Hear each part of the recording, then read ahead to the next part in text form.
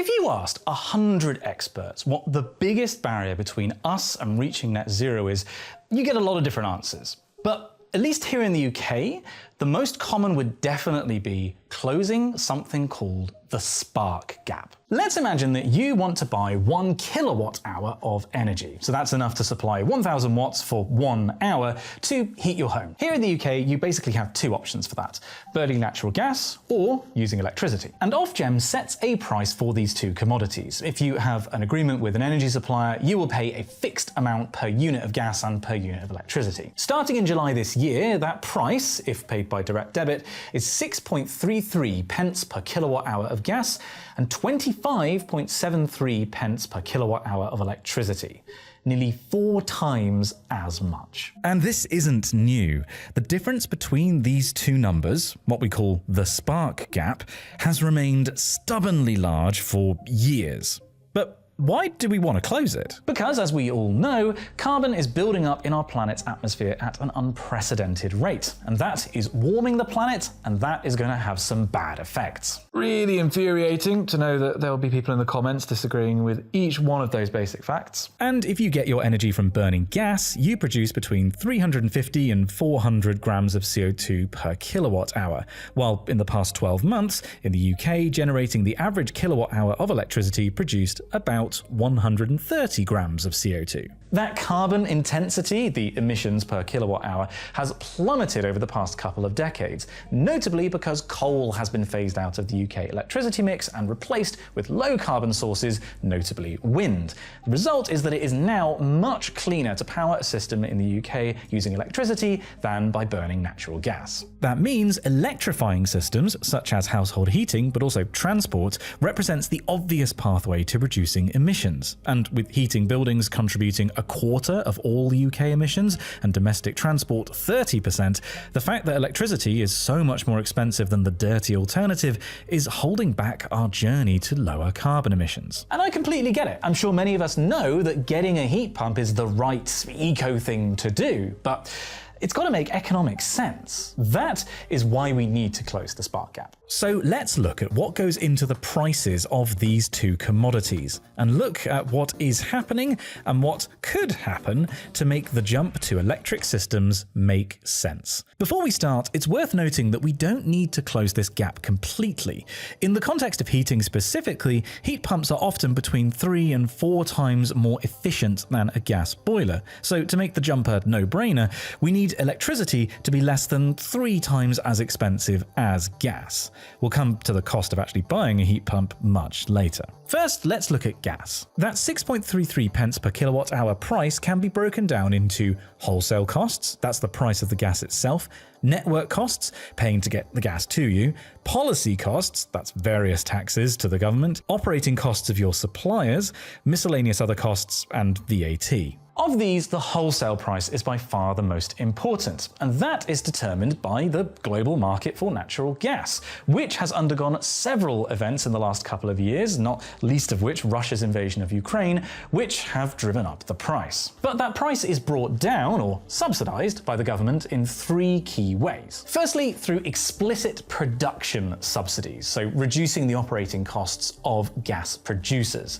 Notably, the UK provides tax relief to oil and gas producers to the tune of £2.7 billion per year. Secondly, through explicit consumption subsidies, so that's reducing the cost of gas to consumers by, for example, reducing VAT paid on gas. These subsidies are estimated to be worth £6 billion per year. And thirdly, through implicit subsidies, that is, allowing fossil fuel producing companies to not cost in the damage their products cause when burned through, for example, air pollution and through climate change. In 2022, the IMF estimated that the total value of these implicit subsidies was about $5.7 trillion per year. So if we're looking for concrete steps to close the spark gap, then here's the first one. Reduce fossil fuel subsidies, which also has the added benefit of not actively supporting the industry currently causing the 6th mass extinction event in the history of our planet. But I will say there is a caveat to this, which we'll come back to. And let's face it, this isn't going to be enough on its own. The gap is still pretty big, and there are bigger issues at stake. And the primary way we need to close the spark gap is not by making gas more expensive, but by making electricity cheaper, such that it's not just more appealing to choose a heat pump over a gas boiler, but also when choosing an electric car over a petrol-driven car. You know, remember, domestic transport is 30% of UK emissions. Now, of course, the government has its hand in moderating other costs of gas, notably through policy, but we'll come back to that in just a second once we've done the same cost breakdown for the price of electricity. Here, the components are the same: wholesale, network, policy operations, miscellaneous, and VAT, but their breakdown is very different. Wholesale costs remain the largest factor, but network and policy costs take up much larger fractions of the overall cost. In fact, policy costs make up about 16% of the price of electricity and just 6% of the price of gas. According to my reading, this is because the founding philosophy, if you like, of environmental levies on British electricity and gas was that levies placed on electricity would be used to develop low-carbon electricity, decarbonise the grid, while those levies placed on gas would be used to support the development of green gas. And as we've already seen, the UK has been very successful in decarbonising its power supply, while green gas hasn't really got off the ground. And because the policy costs haven't been shared, that means that the clean electricity is now more expensive than the dirty gas. So here's a second actionable item: share the policy costs between electricity and gas, or move it to general taxation. Utility companies have been saying this for quite a while. But it's clear the biggest factor in the price of electricity is still the wholesale cost. And unlike the wholesale cost of gas, which is set by the global market, this is something that the UK government has a lot of control over. Up to a point. As I've made a whole video about before, the UK uses a common methodology to price its electricity called marginal pricing, where the most expensive form of generation on the grid sets the overall price. And as I said in that video, 98% of the time in the UK, the marginal price is determined by the price of gas, which is set by the global market. This is why electricity prices shot up in 2022 and remain high even now. Not because of green levies, but because the price of gas shot up. But as I also said in that previous video, the UK government is currently undertaking its Review of Electricity Market Arrangements, or REMA, wherein it's considering changing how we price our electricity. And we can expect an announcement on this in the next couple of weeks. I mean, they previously said summer, and that's here. But we already know that REMA is not going to break that link between gas price and electricity price.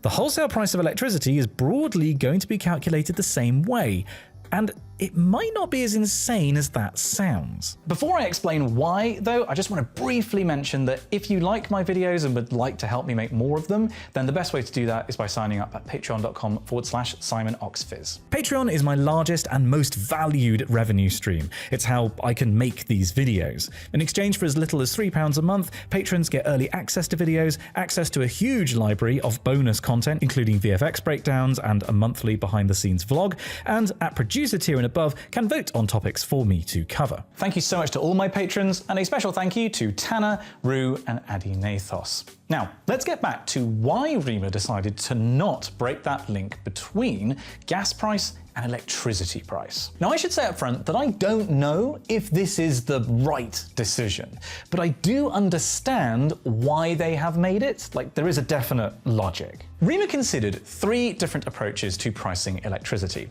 What we are currently doing, a split market where you have 2 wholesale prices, one for clean electricity and one for dirty electricity, and a green power pool, which is a bit like a split market where there's this optional extra market just for clean power that's traded over relatively long-term contracts. And last year, the government put out this document, which summarised their discussions to date and which of the options they were actively considering. And I should point out that this isn't some political process. REMA is a conversation with multiple stakeholders in the energy sector.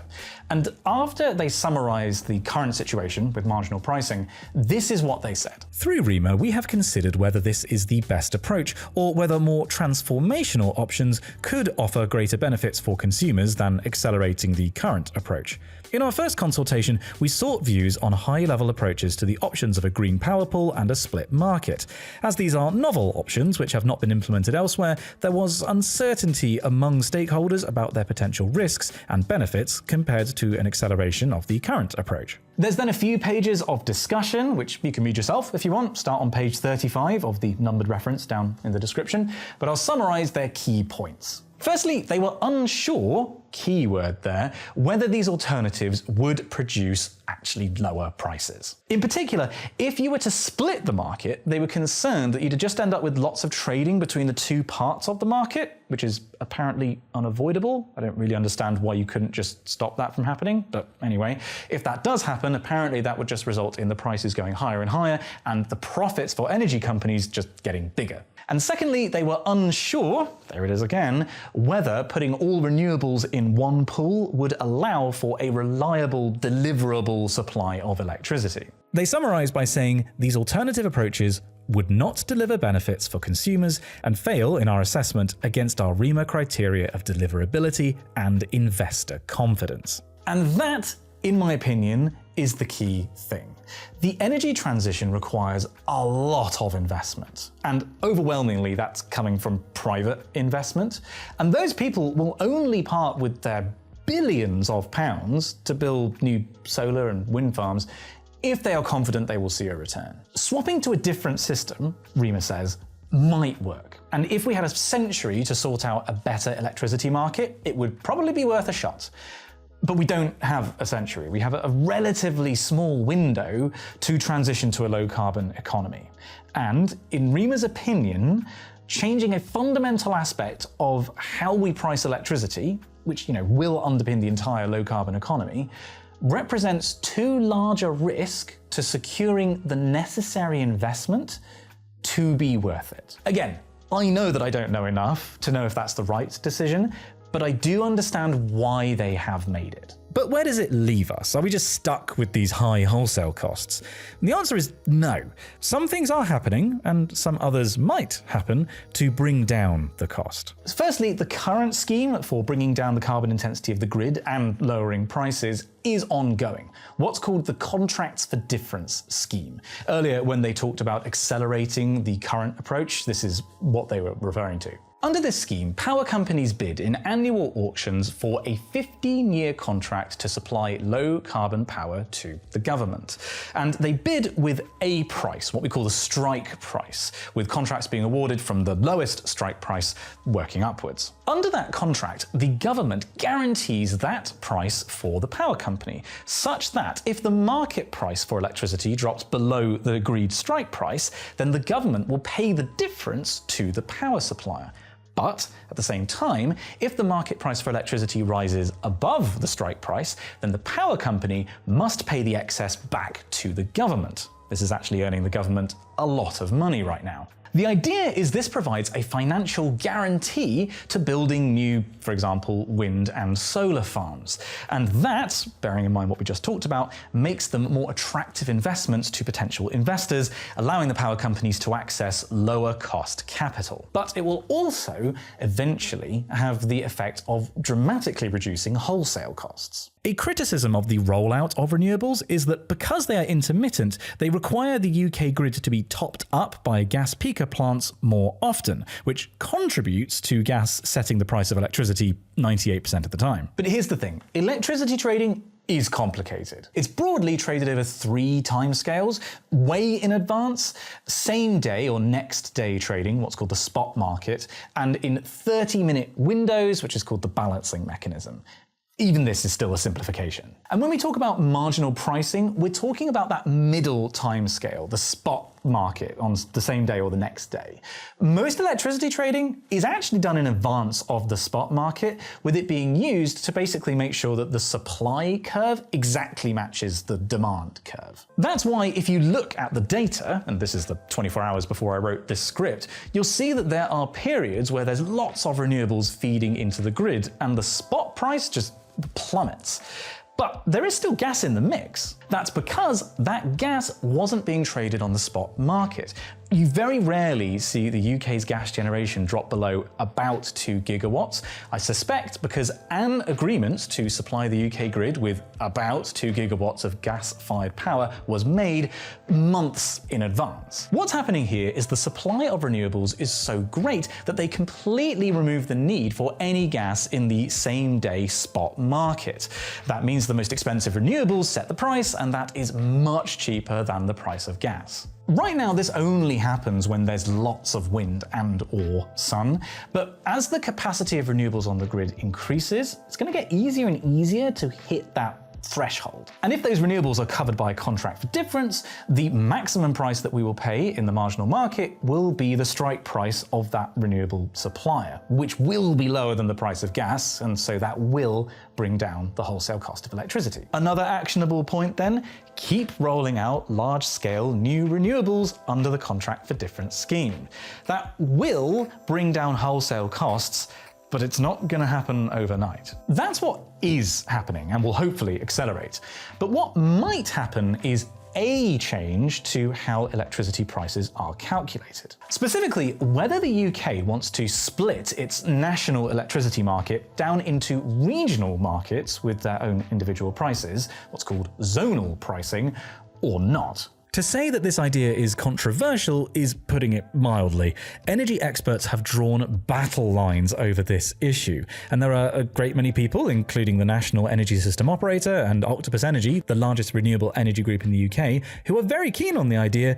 And there are a great number of people, including Ecotricity, another giant green energy company, who loathe the idea. Proponents say that zonal pricing could lower energy prices for many, maybe all people, but especially those living in areas of the country with lots of renewables, so looking at you, Scotland, and would encourage investment in areas of the country that are not London. While opponents say that zonal pricing could increase energy bills for many people in a way that would basically be a postcode lottery, and here's that topic again, shake investor confidence in building new renewables projects. We are very likely going to hear REMA's decision about this in the next couple of weeks, like I said, and if I was a betting man, I would say that that point about investor confidence is going to win out and we won't implement this.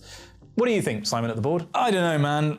Look, I know that I don't know enough about this to have a truly informed opinion, so I'm not going to add anything to the board on this. My take is that even if you do go down the zonal pricing route, that's not something you're going to implement quickly, like probably not before 2030, and by then, hopefully, there'll be so many more renewables on the grid that everyone's going to be paying much lower wholesale costs anyway. So I'm not going to put anything up here for zonal pricing. But changing how electricity is priced is only one thing the government might do. Another thing is changing how it's generated. The UK's greatest clean energy asset is undoubtedly offshore wind, and we've built a lot of it. But if you compare this map with one of sea depth, you'll see that we're kind of running out of easy places with shallow seabeds to build it. If we want to keep rolling out more renewables then, we're going to have to start exploring some new options. And new often means risky. And risky means it's more difficult to convince investors to part with their money. That point keeps coming up, doesn't it? So to combat this year the UK government created a new company called GB Energy, whose goal it is to, well, actually, I'll let their chair, Jürgen Meyer, explain. Well, our role at Great British Energy is basically to help accelerate, get especially some of the more nascent and therefore some of the technologies that the private sector alone at this point would not invest in and accelerate at the same pace. So by us coming on board, we can bring to market faster technologies like floating offshore wind, like hydrogen storage, like carbon capture, and therefore all of the energy system becomes cleaner faster, which gives us an opportunity to ultimately be able to offer more clean and ultimately cheaper power to UK businesses and homes. Could the private sector accomplish the clean energy transition by itself? No, it can't, because at every stage there is always a newer technology that you need in order to scale it up. floating offshore wind is required because we've sort of run out of seabeds that are close to shore. So you need to be further out. And every time you're bringing in one of those new technologies, a bit of state intervention to get it up and running fast and to get the economic advantage of that is very important. And in my opinion, this gets to the heart of how the whole clean energy transition is going to work. Like, we as a society have decided that climate change is a problem and that we need to bring down our carbon emissions. And the most powerful way of doing that right now is through the private sector, but the private sector will only do something about it if it makes economic sense. Because, you know, we care more about money than a livable future. So in order to make the clean energy transition make sense to the private sector, the public sector needs to use its much smaller power to just tip the scales slightly. When I asked Jürgen if he thought closing the spark gap was the largest problem we faced, this is what he said. I mean, it is, but wording it another way, it's finding the levels of investment that are required to create the clean power system. But here is some good news. We've done 50%. And there's been a very important report done recently, which is the Climate Change Committee 7th carbon budget. And in that, it says, because of the brilliant work that we, the whole industry, have already done, it's now got significantly cheaper to get from 50 to 95%. And here's some even better news. The public sector actually has to put in significantly less than we did in the first phase. The figures are roughly that the private sector will fund around 22 billion per year into the new energy system, and the public sector 4 billion. I mean, that seems a pretty damn good ratio to me. And look, we now have to get investing, and as time goes on, actually, the amount that the public sector has to put in is less and less. And the good news is the return goes to British consumers and British businesses. So the sooner we use public funds to develop nascent energy technologies, the more money we save in the long run. And that, I would argue, is the final piece of the puzzle that will lower the wholesale cost of electricity, close the spark gap, and make the jump to cleaner, more efficient electrified systems possible. But let's come back to this caveat. It's naive to suggest that just because a heat pump becomes much cheaper to run than a boiler that everyone will switch over. Heat pumps cost more up front, as do electric cars, and that's a bigger barrier to transitioning to those struggling to pay bills than slightly changing how much they're paying per month. We will only see the big environmental benefits of closing the spark gap if everyone can afford to make the jump. This needs to be a just transition that doesn't leave people behind just because they can't afford to pay for it in the moment. And at the moment, the government does provide support for buying low carbon options, and this should continue. But to round out our actionable items, if you're going to do anything that increases the price of gas or increases policy costs, then you have to do that in a way that is fair and allows everyone to enjoy the cheaper bills that lie on the other side of this barrier. As I said at the start of the video, this isn't the only barrier between us and net zero, but it is the single largest barrier, at least here in the UK. But we are slowly crossing it. And normally I would say that crossing a barrier like this slowly is a bad thing, but as I hope I've made clear in this video, there is a balancing act to be struck here. If we move too slowly, then we've missed the window to keep the future livable. But if we move too quickly, then we don't get the investment necessary to actually make the transition at all. That's not to say that we're doing everything that we can to cross this barrier. Here are some specific recommendations that we can use to accelerate our progress and get us to a place where not only are we having less of an impact on the environment, but we're paying less money to do so. A win-win. One sec, I'm just gonna go watch something. 1 hour later. Okay. So I just watched 17 Pages, which is by Bobby Broccoli, and I don't think I'm ever gonna make anything that good. I'm a mix of impressed and jealous right now. Bobby's been one of my favorite creators for ages, and he's been lovely in talking to me and helping me with my videos. And what he's done with this is, he's really just lifted the bar so much. Oh, God. 17 Pages is about one of the biggest scientific controversies of the 20th century, sparked by a single paper. And through new interviews, historical footage, and investigative storytelling, uncovers how biases shaped the public's understanding of some complex science, and how science itself operates. And there's a twist that you will... Really clever, really, really clever. Now, if that sounds interesting to you, and I think it will, then you can watch 17 Pages right now on Nebula. It's just one of many original documentaries that form part of Nebula's extensive library of well-researched, thoughtful, and thought-provoking content. I also have many videos that you can only watch on Nebula, including a playthrough of Daybreak with climate scientists, a mini documentary about how I built this YouTube studio, and a detailed look behind the scenes of my recent video on climate progress. And I'm just one of over 100 creators on Nebula. You can watch all of this and 17 Pages ad-free and without distractions by getting a subscription to Nebula. If you use my link, go.nebula.tv/Simon Clark, you'll get 40% off an annual plan. That works out to just $3 a month. Scan the QR code or click the link below to start watching now. You don't want to miss this one.